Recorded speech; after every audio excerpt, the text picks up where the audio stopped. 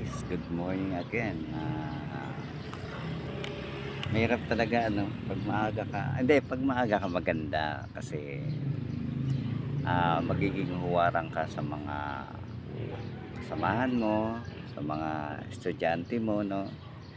Sa mga tao na nakakalaro mo, kasi binibigyan mo sila ng importansya na na maaga kayong mag-banding, maaga kayong pumalo-palo this morning. Pansin nyo guys, ang ganda ng background ko, di ba? Clear sky. Alam nyo, napakabait ng Diyos, no? Dahil sa umaga may liwanag na parang kuryente na nagwagabay sa atin, no? Nagbibigay ng magandang tanawin at sa pagbubukas ng isang magandang umaga, may isang buhay na naman tayo nalampasan o oras na nadagdagan yung ating oras ng pagstay dito sa earth. Pasalamat tayo sa Diyos lagi. Anyway, this time po ay bibigyan ko kayo ng tips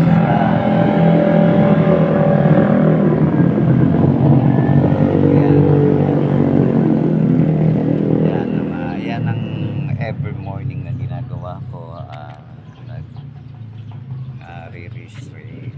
Wrist exercise ako guys. Kailangan natin yan. Meron tayong bola ng tennis. Ito ay wrist yan. Ganyan tayo.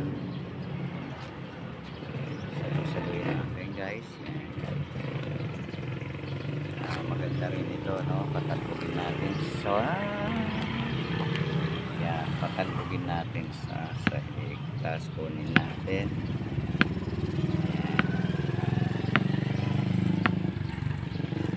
Kaliwa kanan, yan.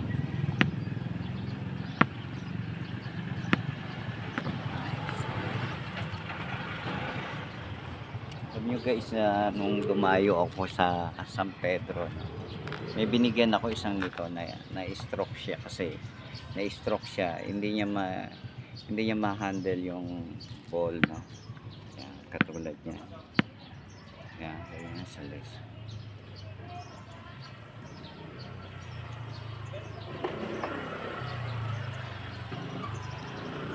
Guys, magandang exercise to, lalo na pag tayo ay tumatanda na. Nakakahawak pa tayo ng ano, pero sometimes talagang ganyan, aging na. Yan, ganyan lang, at least na-rotate pa natin yung ating mga fingers, no?